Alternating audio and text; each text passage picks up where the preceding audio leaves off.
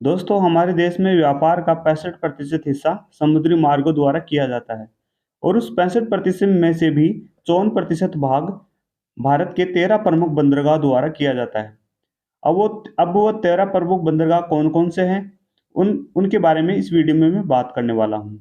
उन 13 प्रमुख बंदरगाहों में से 12 तो सरकारी स्वामित्व वाले हैं और एक निजी स्वामित्व वाला है।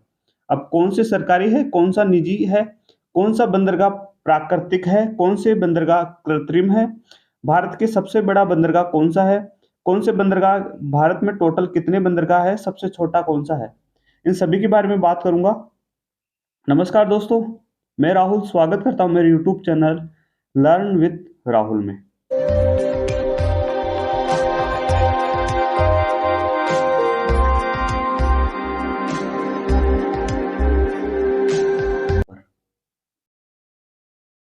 अब सबसे पहले तो मैं आपको यह बता दूं कि मैप में कहां-कहां पर हमारे बंदरगाह है। ठीक है, तो आप ध्यान से देख लीजिए। तो आप इनको ध्यान से देखिए और सबसे पहले तो आपको क्या है, समुद्री जो हमारे भारत के तटीय राज्य हैं उनके बारे में आपको जानकारी होनी चाहिए। मैं आपको उनके बारे में जानकारी अवगत करा देता हूँ। ठीक है, तो आपको दिख रहा होगा कि यहाँ से हम तो सबसे पहले आता है गुजरात। ठीक है, अब गुजरात के नीचे आता है महाराष्ट्र। अब महाराष्ट्र के नीचे आपको छोटा सा दिख रहा होगा जहाँ पे मार्मू गोवा गोवा लिखा हुआ है, वह है गोवा। उसके बाद में आता है कर्नाटक और उसके बाद में आता है केरल। ठीक है, तो ये जो दिख रहे हैं आपको 1 2 3 4 5, तो 5 राज्य आते हैं। आपको दोस्तों पश्चिमी जो तटीय राज्य हैं वो आपको याद हो गए होंगे। अब हम पूरी तटीय राज्यों को याद कर लेते हैं। सबसे ऊपर ऊपर है पश्चिमी बंगाल। पश्चिमी बंगाल के हम जस्ट नीचे आएंगे तो वहां पे मिलेगा हमें उड़ीसा।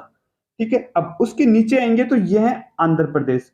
दोस्तों, सबसे ज्यादा तटीय सीमा बनाने वाला अगर कोई राज्य है तो वह है गुजरात। लेकिन सेकंड राज्य कौन सा है जो सबसे ज्यादा तटीय सीमा बनाता है? तो वह है आंध्र प्रदेश। बहुत बार एग्जाम में आ चुका है, जरूर याद रखिए। अब उसके नीचे है तमिलनाडु। ठीक है, तो आपको यह याद हो गया होगा। ठीक है, भारत के तटीय राज्य जो कि टोटल 9 है। अब हम जो प्रमुख जो प्रमुख 12 बंदरगाह है वो मैं आपको इस मैप में बता देता हूँ। जो 13 बंदरगाह है वो 13 बंदरगाह अंडमान और निकोबार में है। ठीक है, उसके बारे में भी हम बात करेंगे। आपको तटीय राज्य अच्छे से याद हो गए होंगे।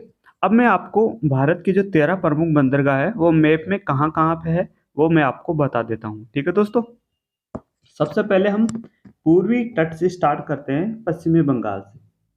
तो पश्चिमी बंगाल में तो आपको आपको दिख रहा होगा, एक है कोलकाता बंदरगाह। ठीक है, इनसे रिलेटेड अलग इंफॉर्मेशन भी है, वो मैं भी आपको इस वीडियो में बताने वाला हूँ। वीडियो को पूरा जरूर देखिए।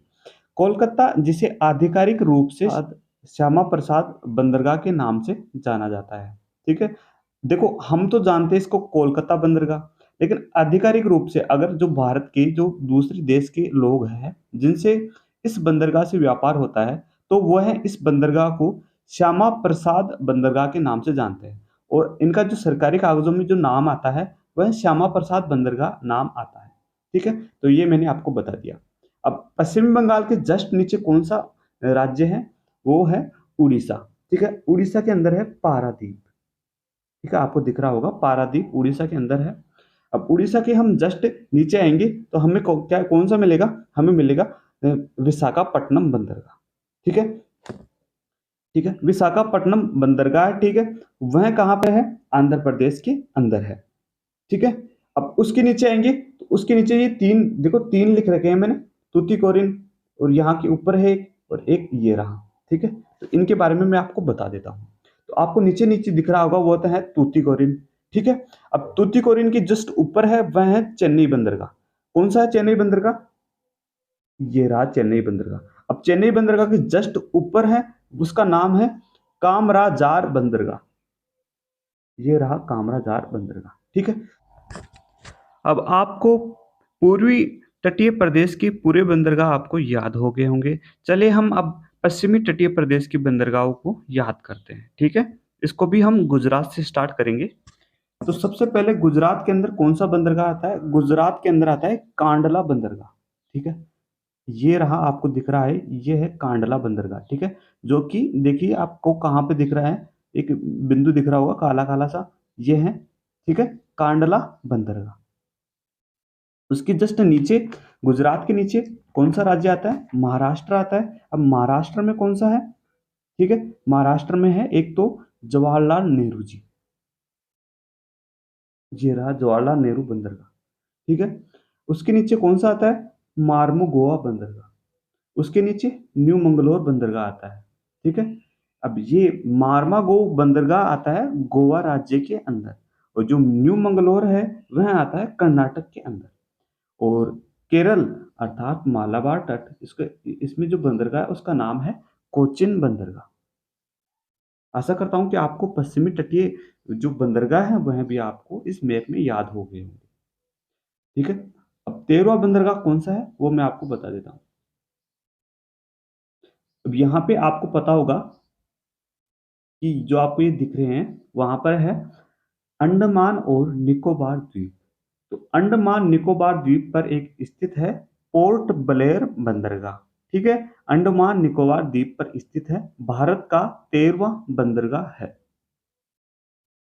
दोस्तों अगले स्लाइड के ऊपर चलते हैं, और ये रही वो लिस्ट जिसको आप अच्छे से याद कर लीजिए, ठीक है। तो कोलकाता बंदरगाह कहाँ पे है, पश्चिमी बंगाल के अंदर है। पारादीप कहाँ है, उड़ीसा के अंदर है। विशाखापट्टनम कहाँ है, आंध्र प्रदेश के अंदर। कामराजार बंदरगाह तमिलनाडु, चेन्नई बंदरगाह भी तमिलनाडु के अंदर है। तूतीकोरिन बंदरगाह भी तमिलनाडु में है। कोचिन बंदरगाह केरल के अंदर है। न्यू मंगलोर बंदरगाह कर्नाटक के अंदर है। मार्मो गोवा, जो कि गोवा नाम से आ रहा है, गोवा गोवा गोवा के अंदर है, ठीक है। और मुंबई बंदरगाह है महाराष्ट्र के अंदर, और जवाहरलाल नेहरू बंदरगाह भी महाराष्ट्र के अंदर है, ठीक है, वहां पे उस मैप में लिखा हुआ था। और कांडला बंदरगाह है गुजरात के अंदर। तो इस लिस्ट से अब आपको अच्छे से क्लियर हो चुका होगा कि कौन सा बंदरगाह कहाँ पे है, ठीक है। अब इनसे रिलेटेड अलग इंफॉर्मेशन भी है, वो मैं इस वीडियो में आपको बताने वाला हूँ। ये रही दोस्तों, सबसे पहले मैं मुंबई जो बंदरगाह है उसके बारे में आपको बता देता हूँ। दोस्तों क्वेश्चन तो आ जाते हैं इनसे भी, ठीक है। देखो अब मैं बताऊँ आपको कि नेट की एग्जाम लगती है ज्योग्राफी के अंदर। अब उस नेट की ज्योग्राफी के एग्जाम के अंदर यह पूछा जाता है कि कौन से बंदरगाह प्राकृतिक है, कौन से बंदरगाह कृत्रिम है, ठीक है। तो ये कंफ्यूजन बड़ा सवाल रहता है, तो वो भी इस वीडियो में कवर होने वाला है। और ये अलग एग्जामों में भी आते हैं ऐसे क्वेश्चन, ठीक है। तो मुंबई बंदरगाह महाराष्ट्र राज्य में स्थित है, यह एक प्राकृतिक बंदरगाह है, ठीक है। तो यह एक प्राकृतिक बंदरगाह है और यहाँ से सर्वाधिक व्यापार किया जाता है। दोस्तों अगर भारत के जितने भी ये 13 प्रमुख बंदरगाह है उनमें अगर सबसे ज्यादा अगर कोई व्यापार किया जाता है तो वह मुंबई बंदरगाह से किया जाता है। अब दोस्तों जो मुंबई बंदरगाह है वह एक ज्वारे बंदरगाह भी है। ज्वार की ज्वार भाटा का सिद्धांत आपने सुना होगा कि ज्वार के समय पानी समुद्र के ऊपर आता है और भाटे के समय समुद्र के नीचे चला जाता है। मतलब समुद्र का जो पानी है वह ज्वार के समय तो आता है, ऊपर उठने लगता है धीरे धीरे, और भाटे के समय धीरे धीरे नीचे चला जाता है। अब देखिए ये आपको दिख रहा होगा जहाज, अभी देख लीजिए यहाँ पे ये बंदरगाह है ही, और ये देख लीजिए समुद्र के टच नहीं हुआ है। जब ज्वार आएगा, ये समुद्र का जो पानी है यहाँ से आपको दिख रहा होगा अच्छे से, ये समुद्र का जो पानी है वो धीरे धीरे ऊपर आ जाएगा, ठीक है। अभी कहाँ तक ऊपर आएगा, ये आप देख लीजिए, अब ये यहाँ तक ऊपर आ जाएगा। ये जहाज ऑटोमेटिक ही पानी के अंदर डूब जाएगा। जब डूब जाएगा तो इसे छोड़ दिया जाता है अलग देशों को, मतलब व्यापार करने के लिए इसको छोड़ दिया जाता है। तो ज्यादातर क्या किया जाता है, मुंबई समुद्र का पानी ऊपर उठता है तब इस जहाज को छोड़ दिया जाता है ताकि यह व्यापार के लिए जा सके। तो ठीक है। और देखो ज्वार और भाटा दिन में 2 बार आते हैं, 12 घंटे और 26 मिनट बाद ज्वार भाटा पुनः आता है। तो एक दिन में 2 बार ज्वार भाटा आते हैं, ऐसा होता है। और पहला जो ज्वार भाटा है एक तो आता है चंद्रमा की गुरुत्वाकर्षण शक्ति के कारण, और दूसरा ज्वार भाटा आता है अपकेंद्रीय बल के कारण, ठीक है। जो ज्वार भाटा की मैं एक अलग से वीडियो बना दूंगा, उसमें ये पूरा कॉन्सेप्ट आपका क्लियर कर दूंगा। दोस्तों आपको पता होगा कि मैं जो भी वीडियो बनाता हूँ उसमें अच्छे से इंफॉर्मेशन ऐड करता हूँ और उसमें हर चीज आपको क्लियर कराता हूँ, ठीक है। तो आपको ये मेरी मेहनत अच्छी लग रही होगी तो आप इस वीडियो को जरूर लाइक करेंगे, साथ ही में मेरे चैनल को सब्सक्राइब भी करेंगे। अब अब हम जवाहरलाल नेहरू बंदरगाह के बारे में बात करते हैं। जैसा कि मैंने बताया कि मुंबई बंदरगाह से आप अपने भारत देश का सबसे ज़्यादा व्यापार किया जाता है। तो उसके भार को कम करने के लिए कोई ना कोई बंदरगाह तो होना चाहिए ना। अब कोई ना कोई बंदरगाह होना चाहिए, तो यह प्राकृतिक तो नहीं हो सकता कि एक ही जगह पे बहुत सारे प्राकृतिक बंदरगाह मिल जाए, ऐसा तो संभव नहीं है। तो भारत सरकार ने क्या किया, एक कृत्रिम बंदरगाह बना दिया उसके पास ही, यानी कि मुंबई बंदरगाह के पास ही एक और कृत्रिम बंदरगाह बना हुआ है जिसका नाम है जवाहरलाल नेहरू बंदरगाह, और उसको नहावो सेवा बंदरगाह के नाम से भी जाना जाता है। ठीक है, यह एक कृत्रिम बंदरगाह है और महाराष्ट्र राज्य में स्थित इसका निर्माण मुंबई बंदरगाह के भार को कम करने के लिए किया गया है, जैसा कि मैंने आपको इस वीडियो में बता दिया है। इसका जो मुंबई बंदरगाह की भार को कम करने के लिए इसका निर्माण किया गया है। अब हम कांडला बंदरगाह के बारे में आपको बता देता हूँ। कांडला बंदरगाह गुजरात में स्थित है। ठीक है, अब दोस्तों ये मान लीजिए गुजरात है। अब जो आपको ये दिख रहा है ना, ये वाला एरिया, इसको बोलते हैं हम कच्छ की खाड़ी। ठीक है, इसको क्या बोलते हैं हम, कच्छ की खाड़ी। अब खाड़ियाँ क्या होती है उसको समझिए कि खाड़ी एक प्रकार से ये कच्छ की खाड़ी है, और इससे जो गुजरात में जो सामान बनता है उसको व्यापार के लिए वस्तुओं को आयात किया जाता है। ठीक है, इस बंदरगाह से मुख्य रूप से वस्तुओं को आयात किया जाता है। गुजरात में जो बंदरगाह है उस बंदरगाह से व्यापार निर्यात भी किया जाता है और आयात भी किया जाता है। तो इसे याद रखिए, भारत का कौन सा ऐसा बंदरगाह है जिससे ज्यादातर वस्तुओं को आयात किया जाता है, तो वह है कांडला बंदरगाह। ठीक है, अगली स्लाइड के ऊपर चलते हैं और अगले जो बंदरगाह है उनके बारे में बात करेंगे। दोस्तों जो 12 प्रमुख बंदरगाह है उनके बारे में मैंने डिटेल ऐड की है ताकि एग्जाम में कोई क्वेश्चन आपका छूटे नहीं। नेट के एग्जाम में ये क्वेश्चन आते हैं कि कौन सा प्राकृतिक है, कौन सा कृत्रिम है। ज्योग्राफी में नेट की एग्जाम लगती है, नेट सेट जीआरएफ वाली, उसमें भी आते हैं, और अन्य स्टेट एग्जामों में भी आती है, एसएससी के एग्जामों में भी ऐसे क्वेश्चन आते हैं। ठीक है, तो न्यू मंगलोर बंदरगाह यह कर्नाटक का सबसे बड़ा बंदरगाह है। अरब देशों में लोहा अयस्क का निर्यात इसी बंदरगाह से किया जाता है। ठीक है, मार्मो गोवा बंदरगाह, यह बंदरगाह गोवा राज्य में स्थित है। ईरान को लोहा अयस्क का निर्यात इसी बंदरगाह से किया जाता है।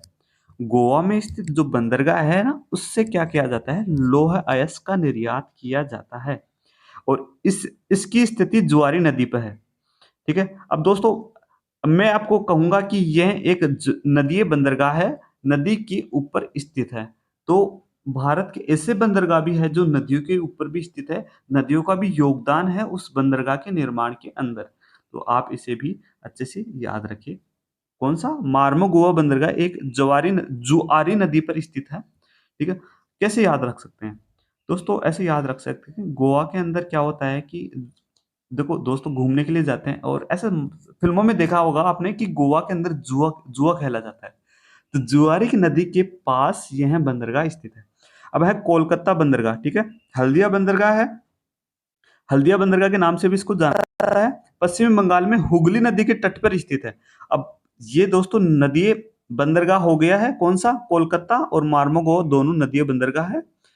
इसका इसकी एक सहायक बंदर ये इसका एक सहायक बंदरगाह है भी है, हल्दिया। ठीक है, जो कि समुद्र तट पर स्थित है।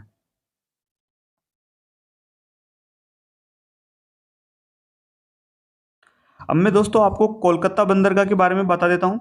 ठीक है, कोलकाता बंदरगाह पश्चिमी बंगाल में स्थित है, हुगली नदी के तट पर। और कोलकाता बंदरगाह कौन सा बंदरगाह है, एक नदीय बंदरगाह हो गया है। तो मार्मोगोवा और कोलकाता बंदरगाह दोनों नदीय बंदरगाह है। इसका एक सहायक बंदरगाह भी है जिसका नाम है हल्दिया बंदरगाह, जो कि समुद्र तट पर स्थित है। ठीक है, इसका सहायक बंदरगाह भी होता है। कभी कभी ऐसा होता है कि एक कोई बंदरगाह अच्छे से काम नहीं कर पाता। ठीक है, इसमें कोई रुकावटें आ जाती है। जो नदी बंदरगाह है उसमें तो रुकावट आने स्वाभाविक है। नदी का बहाव बहाव जब नदी का पानी थोड़ा कम हो जाएगा, दोस्तों नदी का पानी कम हो जाएगा, तो बताओ वो जहाज उस समुद्र में कैसे जा पाएगा।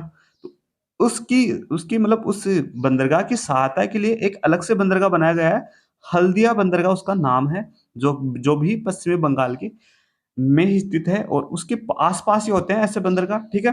तो हल्दिया बंदरगाह के बारे में मैं ऐसा कह सकूंगा कि यह कृत्रिम बंदरगाह है जो कि बनाया गया है भारत के द्वारा। हो सकता है ऐसा। पारादीप बंदरगाह भारत के उड़ीसा राज्य में स्थित है। झारखंड और उड़ीसा राज्य का लौह अयस्क जापान और अन्य देशों में को इसका निर्यात किया जाता है। पारादीप बंदरगाह उड़ीसा में स्थित है और जापान को क्या किया जाता है। अब झारखंड और उड़ीसा लौह अयस्क में धनी राज्य हैं भारत के, ठीक है। कोयला हुआ, लौह अयस्क हुआ। मैं ऐसा कहूंगा कि झारखंड और उड़ीसा भारत का जितना भी जो अयस्क है, अयस्क जो भी खनिज पाए जाएंगे उनमें अगर कम मात्रा में हो, अगर कम मात्रा में काउंट करें तो हर प्रकार के खनिज इन दोनों राज्यों में पाए जाते हैं, झारखंड और ओडिशा में।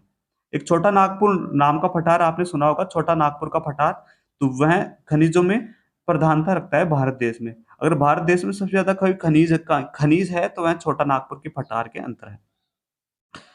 तो ये इन्हीं राज्यों के आसपास है वो छोटा नागपुर का पठार। तो इन राज्यों के अंदर भी जो खनिजों की मात्रा है वो बहुत ज्यादा होगी और लोहे अयस्क की मात्रा तो भारत, आप सभी को पता होगा कि कितनी ज्यादा है। तो जापान को लोहे की जब जरूरत होती है तो इस पारादीप बंदरगाह से जापान को या और अन्य देशों को, देखो दोस्तों समझिए कैसा होता है।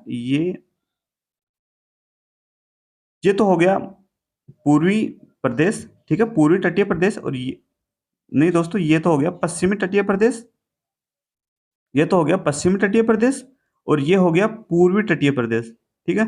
तो यहाँ की जो पश्चिम की ओर जो राज्य, पश्चिम की ओर जो देश होंगे तो उन देशों से व्यापार सामान्यतः पश्चिमी तटीय बंदरगाह द्वारा किया जाएगा, ठीक है। और जो पूर्व में जो बंदरगाह है, जो पूर्वी तटीय बंदरगाह है, तो पूर्व में जो भी देश होंगे उनसे पूर्वी तटीय बंदरगाह द्वारा उनसे व्यापार किया जाएगा, ऐसा सामान्यतः होता है, ठीक है।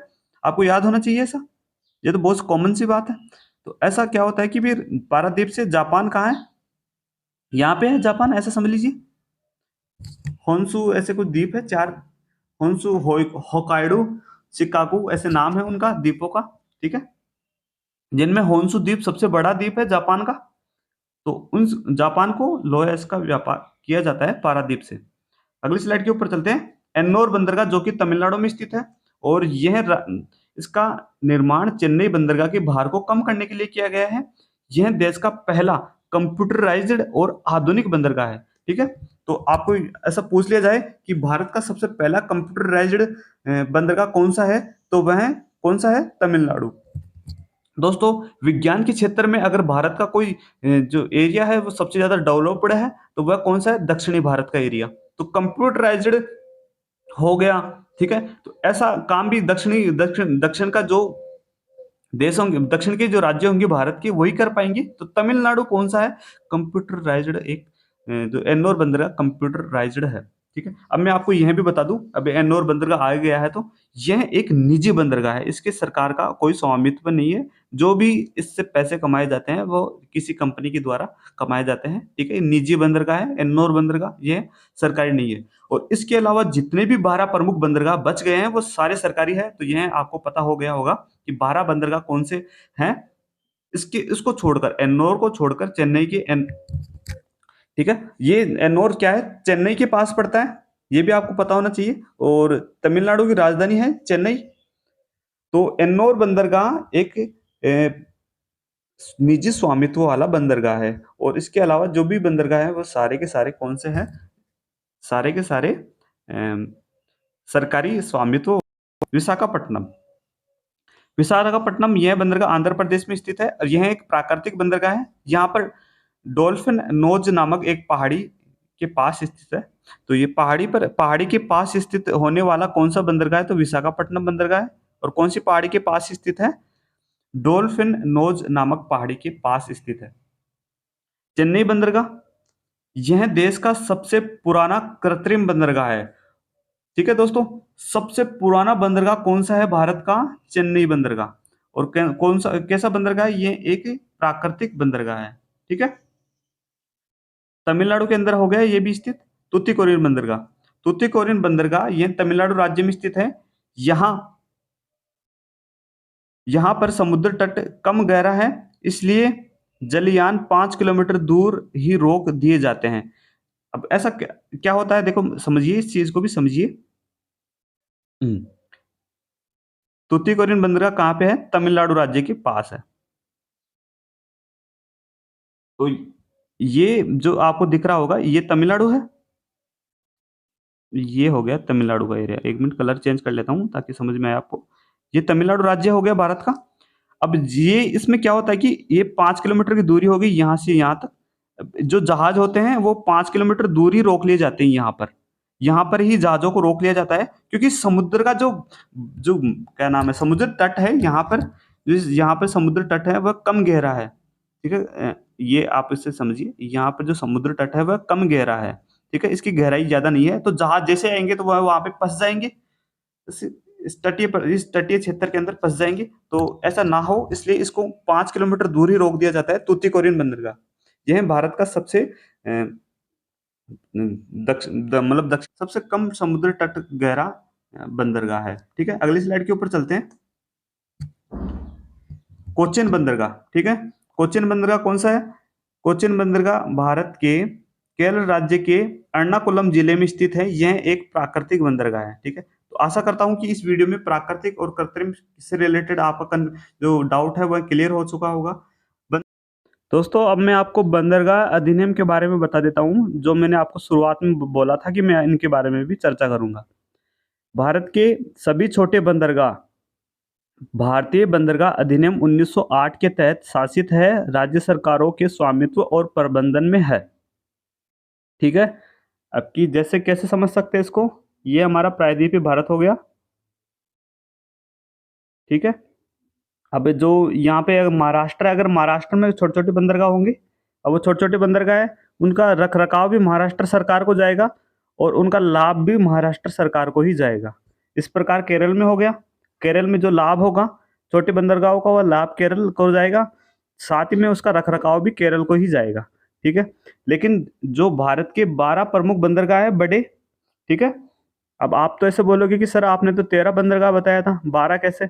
मैंने यह भी बताया था कि एक तो निजी स्वामित्व वाला बंदरगाह है, एन्नोर बंदरगाह जो कि चेन्नई में स्थित है, वह निजी स्वामित्व वाला है, वह सरकार के अंतर्गत नहीं आता है। तो जो 12 प्रमुख बंदरगाह है वह बंदरगाह ट्रस्ट अधिनियम 1963 के तहत शासित है और केंद्र सरकार के स्वामित्व और प्रबंधन में है। 12 प्रमुख बंदरगाहों का रखरखाव और उनसे जो लाभ अर्जित होता है वह केंद्र सरकार को जाता है।